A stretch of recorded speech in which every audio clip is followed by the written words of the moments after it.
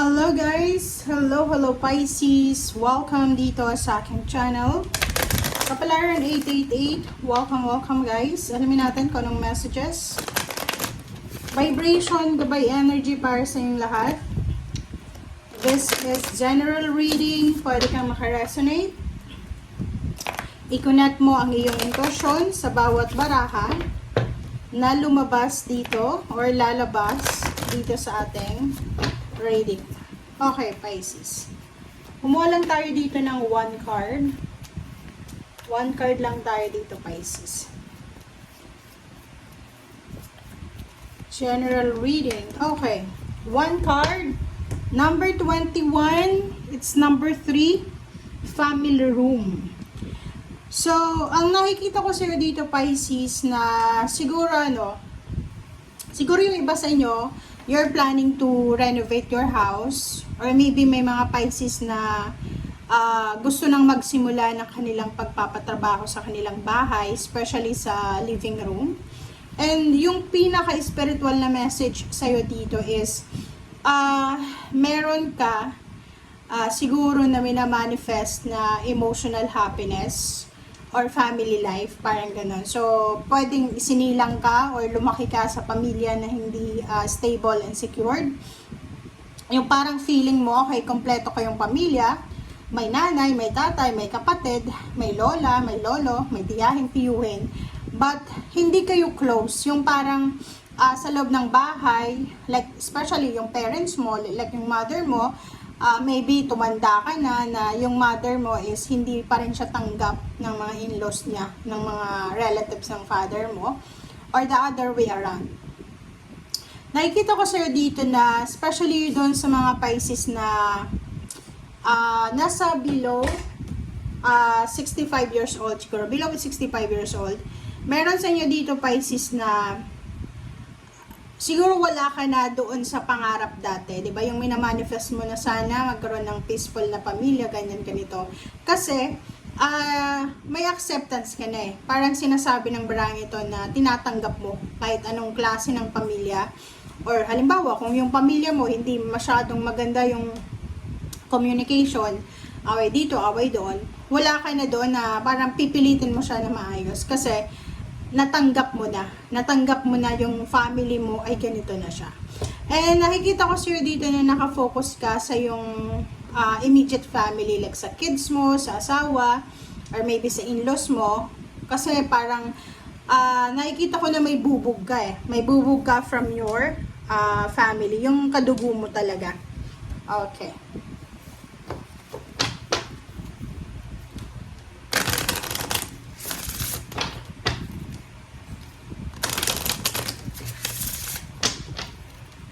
Ang ganda ng realization ng number 3 na yan kasi parang sinasabi na dati, parang before, masyado kang nag-aim ng perfection ng family. Yung parang kahit ayaw sa'yo ng kapamilya mo, like yung kapatid mo, ng tiyahin mo, especially yung iba, di ba, na anak na kinamumuhian ng tatay or ng nanay. If resonated ka dyan, Pisces, parang ngayon, na-realize mo na it's a waste of time na i-prove yung sarili mo sa kanila, na mag-beg ka sa kanila ng kanilang attention. So, kung sino lang yung naandyan, yun lang yun. Okay. Diba? So, true north. So, sinasabi ng barasa dito na stay true to yourself. Diba? So, maging totoo ka. Kung ano, halimbawa, kung nalulungkot ka, kung masaya ka, 'di ba? Yung parang sinasabi na 'wag mong pipilitin na magustuhan ka, 'di ba? People pleasing, it's a waste of time 'yan, guys. Waste of time, waste of money, waste of energy, waste of emotion. Kasi kahit anong klaseng pagpi-please mo sa kanila, ibigay mo na lahat ng kayamanan mo, ibigay mo na lahat ng sweldo mo sa kanila, ng pagmamahal mo, hindi mo sila mapiplease eh. Kasi nakatatak na sa isip at puso nila na ayaw ka nila eh. 'Di ba? Especially like for example, may kaaway ka, for example, or hindi naman kaaway, ka-misunderstanding. Yung isang tao na pinagsabihan ng, like, kwenentuhan ng kaaway mo or ng ka-misunderstanding mo. Like for example, may isang tao na kwenentuhan na, uy, alam mo si Pisces, nag-away kami, ganyan ganito. yung taong yun na kwenentuhan, kung talagang may galit na yun sa'yo, hindi na yun maniniwala sa'yo pa. Kasi doon sa kwento pa lang ng taong ka-misunderstanding mo, naniwala na siya. Kasi yun yung perception niya sa'yo. Yun yung sinasabi niya na ayoko dyan sa Pisces na yan. Ayoko sa kanya. So, lahat ng kwento na masama laban sa'yo, paniniwalaan nila. And pag may magandang kwento about sa'yo, tataas yung kilay nila. Parang ganun. So, just be true to yourself. Hayaan mo kung sino lang yung may gusto sa'yo, yun lang. Hindi ka dapat namimilit. And, yun na nga, learn your lesson of people pleasing. Waste of money, waste of energy, waste of time, yung people pleasing. Okay. Pisces. 5 of Pentacles. Okay. Death card. Wow. Tingnan mo yung direksyon ng baraha mo. Ang gaganda. Diba? Kumuha tayo ng isa pa. And sa ilalim mo dito is Knight of Swords and Hierophant and Choices. Wow. Okay, Pisces. Makinig ka ha. Makinig ka dito sa reading na to. Siguro nakikita ko sir dito, meron ka na kapamilya siguro. Or kapamilya, kaibigan.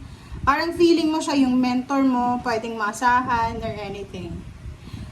May nangyaring hindi maganda sa buhay mo. Maybe you have health problems. Like for example, before, this is past energy siya eh. Kasi nandito na yung present and future. So, maybe you experience financial problems because of health problems. O parang ganun. Or siguro, yun, hindi naman kasi lahat ng oras financial stable yung tao. So, yung 5 of Pentacles dito is financially unstable siya. So, hindi stable yung finances mo. And at the same time, siguro, kailangan mo ng tulong because of your health problems or anything. But, sa panahon na yon, parang ganun yun eh. Yung halimbawa, marami kang tinulungan na tao, and nag-expect ka diba na siya yung halimbawa, binigyan mo siya ng, okay, this is maybe personal, or maybe friends or family. For example, may isang tao ka na nung panahon ng pandemic, tinulungan mo sila, especially kadugo mo. And ngayon, sa kasalukuyan, or maybe last year, nakaranas ka ng hindi magandang pangyayari sa health mo or sa financial.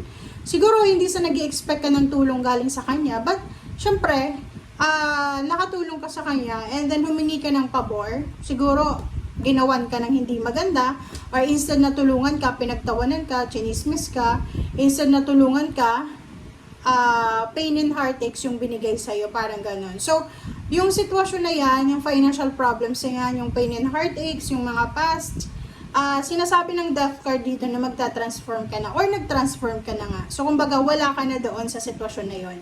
So, sa kasalukuyan, meron ditong mga Pisces na you're moving on. Diba? You're moving on, you learned your lesson.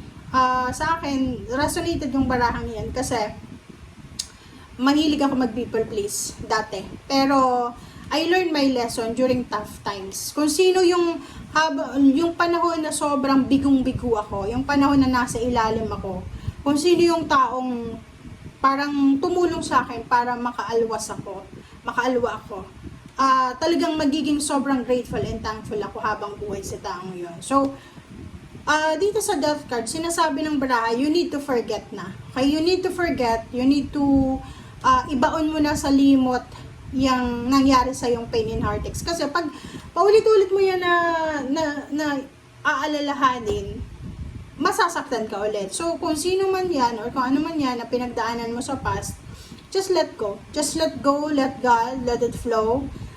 May paraan naman ng Panginoon kung paano ibalik sa mga taong gumawa sa'yo ng hindi maganda, yung masama na ginawa nila sa'yo. So, yung death card dito is transformation. So, tapos na yan. Kailangan mong tapusin, kailangan mo nang alisin. Especially kung, halimbawa, kung yung mga taong yan is naalala ka lang kung may kailangan sila sa'yo, so just kalimutan mo na sila. Sasabihin ng iba, paano kung kamag-anak? Paano kung gano'n? Mas lalo nga yun eh. 'Di ba? Kasi kadugo mo sila, dapat hindi, walang kondisyon sa pagtulong, walang kondisyon sa ganito ganyan. May pera or wala, kailangan tulungan. So, yung death card dito, sinasabi ng baraha na oras na para baguhin mo, Pisces, kung ano yung kinagawian mo. And yung iba sa inyo dito, since mayroon ng 6 of swords, on the way na kayo sa moving on. Parang on the way na kayo para sa transformation. And Wheel of Fortune, sinasabi ng baraha sa'yo na from rags to riches. Diba? Galing sa hirap, papunta sa yaman. Kung makikita mo dito na hindi naman yung parang sobrang rags na, 'di ba? Yung sobrang hirap. Yung mga panahon lang na nag-struggle ka because maybe yun nga may sakit ka or maybe yun nga mayroon kang mga kailangan ayusin na kailangan mo ng katulong. But eto, sinasabi ng Wheel of Fortune tsaka 6 of Swords na on the way ka na or may incoming Wheel of Fortune talaga. So, lahat ng nawala sa'yo, lahat ng pagod, hirap, sakit, hinanakit, galit, ay papalitan niya ng Queen of Pentacles, diba? So, parang sinasabi ng baraha, the more ka na ibababa ng mga tao, the more ka na itataas. Okay, so yung reading mo sa ngayon, okay, so yung iba sa'yo dyan, if you watch the PBB edition ngayon, okay, so makayento ko lang kasi pag may wala akong ginagawa, nanonood ako ng kung ano yung nakikita ko sa TV. And yung mga clips niya,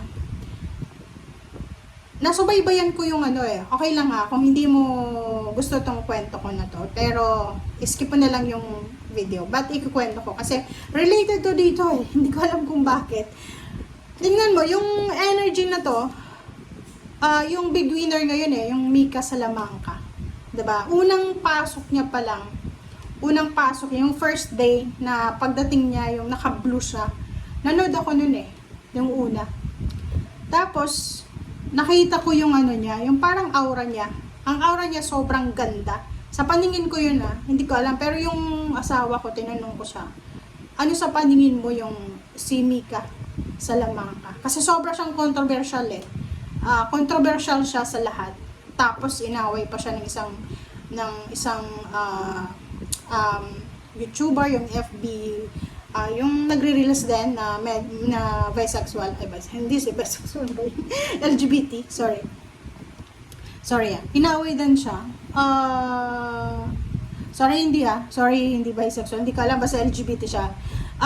Sinasabi doon na, kumbaga yung about sa kanya sa nangyari sa US. Nung time na yun, nag-research ako tungkol sa kanya, hinanap ko lahat, sabi ko, wow, sobrang ganda niya na dati, 'di ba? Tapos nag-transform pa siya 'di ba? Parang eto lang siya, nag-death card siya. And marami siyang pinagdaanan. Ang maganda sa kanya, yung taong ito na Mika Salamanca nito, ay ano siya, sobrang true sa sarili niya. Kung iba-iba, 'di ba? Ipagtatanggol mo yung sarili mo, sasabihin mo, no, hindi ako ganyan, hindi. Siya yung sinasabi niya, kaya sobrang hindi ko alam, but yung unang pasok niya pa lang, yung in-introduce pa lang siya na sa Kabebe ng Pampanga. Sabi ko, nako, eto may nanalo Kasi yung aura niya talaga, as in, parang alam mo yun na nasa ano siya yung tawag dito, yung chakra niya, yung parang ganun. Parang biglang nag-yellow, yung ganun. Kasi makikita mo sa akin, tingnan mo, kinikilabutan ako ngayon. Kasi siya yung siya yung manifestation ng isang tao na galing sa hirap, galing sa pain. And instead na maging bitter siya sa buhay, naging better siya, 'di ba? And yung pangarap niya talaga, sabi niya ilang beses siyang nag-audition, hindi siya natanggap. Kung iba-iba 'yon, 'di ba? Magi-give up ka na Pero hindi siya Parang na-realize niya sa sarili niya na okay, I know, I have talents. Magaling siyang kumanta. Sobrang galing niya kumanta. Maganda na siya dati Diba yung nag-chipmunks siya dati. Maganda na siya dati. Pero ngayon na nag-transform siya, mas lalo siyang gumanda. And yung buhay niya, parang ganito yun Diba? Yung galing ka sa, hindi naman siya mahirap financially Hindi siya mahirap financially. Yung pinaghirapan niya talaga, yung hirap talagang pinagdaanan niya is pain and heartache sa puso. Yung mga backstabbing, yung mga panlalait ng tao, yung misunderstanding, ganyan, na parang siya ang napakahirap. Hindi sa pag-chismis guys, pero yung parang may kabet, ganun, ganyan. So, binasa ko lahat ng information galing sa kanya. And that time, parang, hindi ko alam, nilagay ko yung sarili ko sa sapatos niya. Okay? Tiningnan ko lang, yung parang nilagay ko yung buhay ko sa kanya, yung parang inisip ko, ano ko yung mararamdaman ko kung siya yun? Parang ganito to. Diba? Puro heartaches, puro pain. Pagdating dito, yung parang nawala siya eh. Pabalik-balik siya ng Pilipinas, diba? Pilipinas, US, kasi kailangan niyang kailangan niyang i-redeem yung sarili niya. Parang ganun din. Ako ganun din yun eh. Kasi parang feeling ko, ako siya. Yun yung feeling ko nung time na yun na nanonood ako sa kanya. Na, tingnan mo siya. Every time na may nangyayaring hindi maganda sa kanya sa Pilipinas, pupunta siya ng US, tapos magtatrabaho siya yung trabaho, 3 jobs, 4 jobs, parang gano'n. Yung magtatrabaho talaga siya, bubugbugin niya yung sarili niya para makalimutan niya yung problema niya or yung pain and heartaches na yun. And para alam mo yun, parang i-justify niya sa sarili niya na kahit maraming taong ayaw sa akin, kahit maraming pagkakamali ako, may karapatan pa rin akong mabuhay, may karapatan pa rin akong magbago or ganito. So, eto yun. Kaya, wow, talagang sa nangyari sa kanya, sobrang God is really good. God is really good. God is merciful. God is just. Pag yung puso ng tao, sobrang malinis, intention mo, totoo ka sa sarili mo, totoo, stay true to yourself. Talagang ibibigay sa'yo. Tulad niya, ibibigay ng Panginoon kung ano talaga yung heart's desire mo. Okay? Kasi yun lang naman yung desire niya eh. Makapasok sa PBB. Hindi naman yung desire niya maging big winner eh. Yung sabi niya nga, di ba? Kahit lang maging guest siya kasi nasa Sparkle na siya eh. Pero, talagang maniwala kayo na God is mysterious talaga.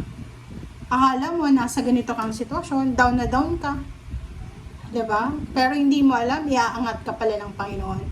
Kaya sa panahon ngayon, parang wake up call yun sa atin eh. Yung pagiging mabuting niyang tao. Kahit ang dami-dami ng masasama dito sa mundo, hindi expensive yung pagiging mabuting tao. Diba? Okay. So, back tayo sa reading.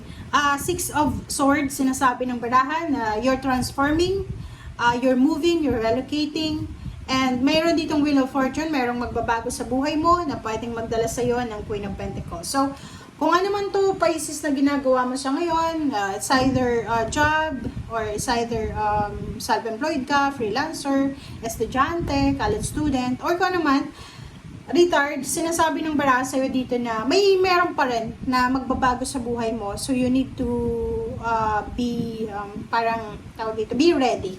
You need to be ready para sa mga changes or sa mga pagbabago na posible mo ganyan sa'yo.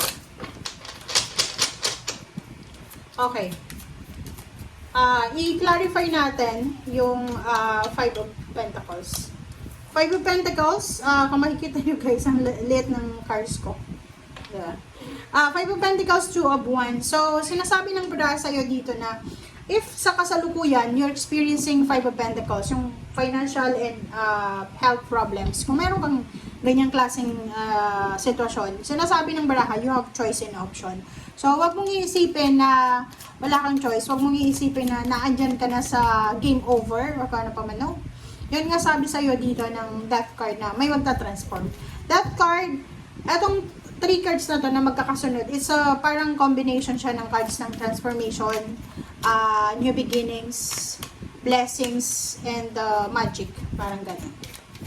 Okay, 3 of Swords. O, diba? Sinasabi sa'yo dito ng baraha, siguro sa ngayon, you're experiencing pain and heartaches, but don't worry kasi darating ang panahon na lahat ng pain and heartaches mo ay posibleng mawala na dyan because makaka-recover ka sa kung ano man na pain and heartaches na pinagdaanan mo.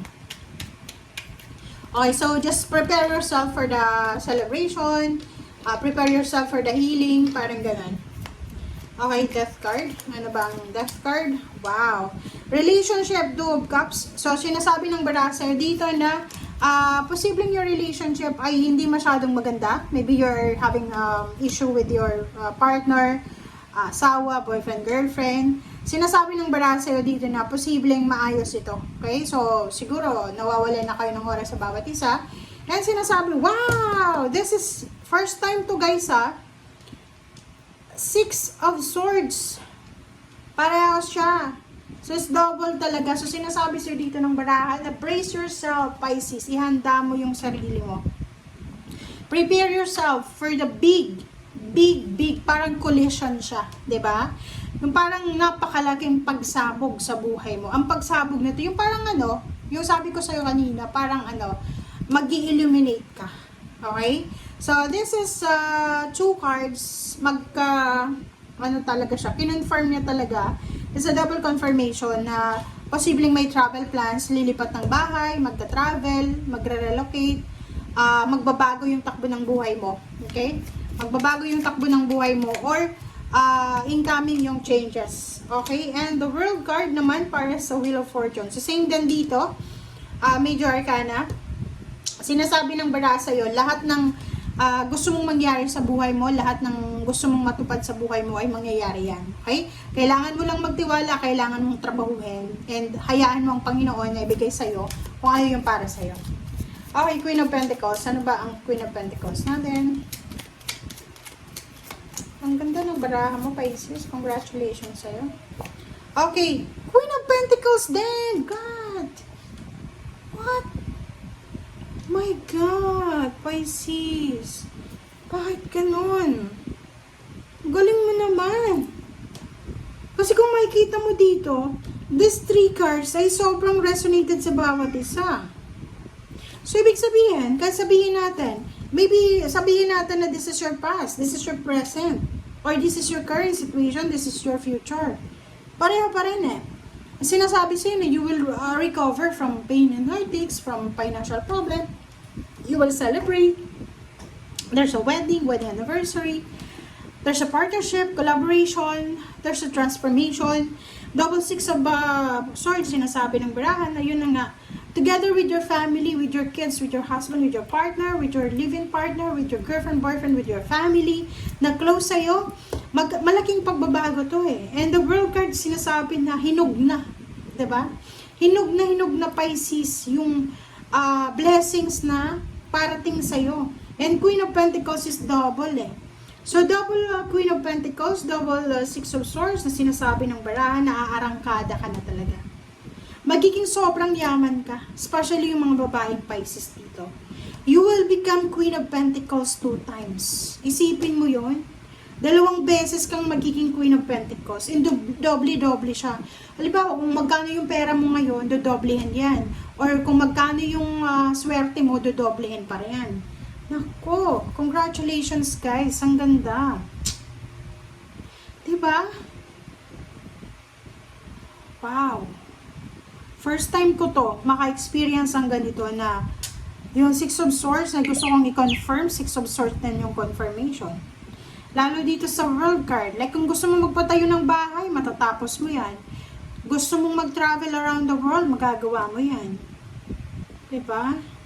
Gusto mong magpatapos ng pag-aaral ng anak mo, mangyayari yan. And the World card na to, this is accomplishment. There's an accomplishment that you will feel satisfied. Satisfaction. Wish granted. Wow. Okay, congratulations, Pisces. Bye!